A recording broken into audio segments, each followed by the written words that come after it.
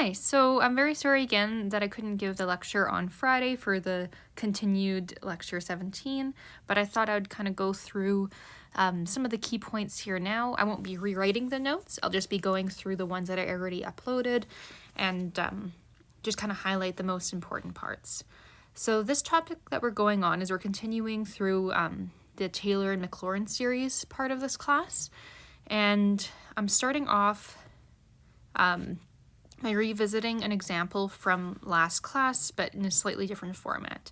So to recall, we ended Wednesday's lecture with this example, where we're given a function f of x that is equal to the integral from 0 to x of e to the negative t squared.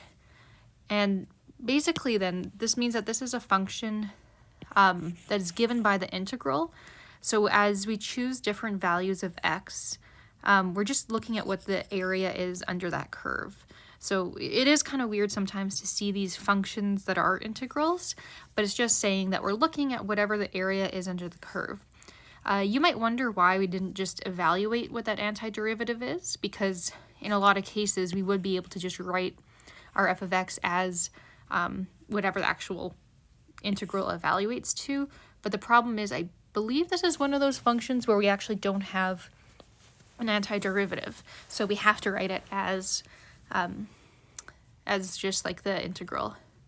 But yeah, so what we're going to do then is just find what the value is here of this series to be able to estimate it. We use the Maclaurin series and then evaluate by plugging in a certain number. So this evaluation here, we're just looking for the area from 0 to 1 of our function e to the negative t squared dt. And so here, the way that this question works is we start off by finding our Maclaurin series. You use the e to the x series and just plug in negative t squared in for x, and that gives you your series. And so then for f of x, we need to take the integral of that, and so then that's what's happening here. And we take that term by term antiderivative again. So the t to the 2n, we integrate, it becomes t to the 2n plus 1 over 2n plus 1, and then it turns into x here after we plug in x and 0. Then to find what f of 1 is, we just plug in 1 into the series that we've found, and we get some kind of infinite series. Now we're asked to only find what f of 1 is with error within 0.01. By the alternating series estimation theorem, that means that we need to find the first term of the series that's less than 0.01. And then that means that our remainder from then onwards is going to be less than that. So if we look at those terms that we calculated, the first term that is less than 1 over 100 is this 1 over 24 times 9. That corresponds to that 4 factorial one. And so that means then our remainder going from here onwards is going to be less than 1/100th. And so that means it's enough to just take everything before that. So this is how we apply the alternating series estimation theorem. So the first example I wanted to go through for Friday's lecture was very similar, but instead of t squared, negative t squared in the exponent, it's t squared over 2, negative t squared over 2. So it's the same idea. As we start with the known series, plug in negative t squared over 2, integrate term by term, and that gives us our e of x.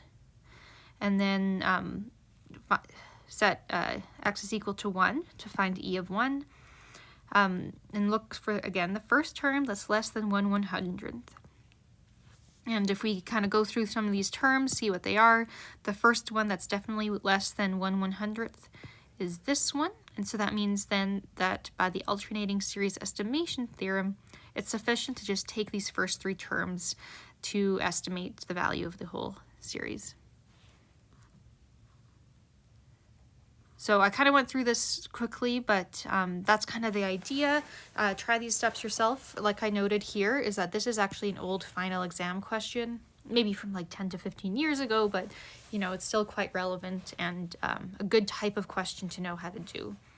So another thing that I've included in these notes is this table with a bunch of important Maclaurin series and their radii of convergence, but most importantly the series and the ones that we kind of want to know to be able to make, I guess, more complicated versions. So like here, instead of e to the x, we had e to the something else, but we just plug that in instead of x.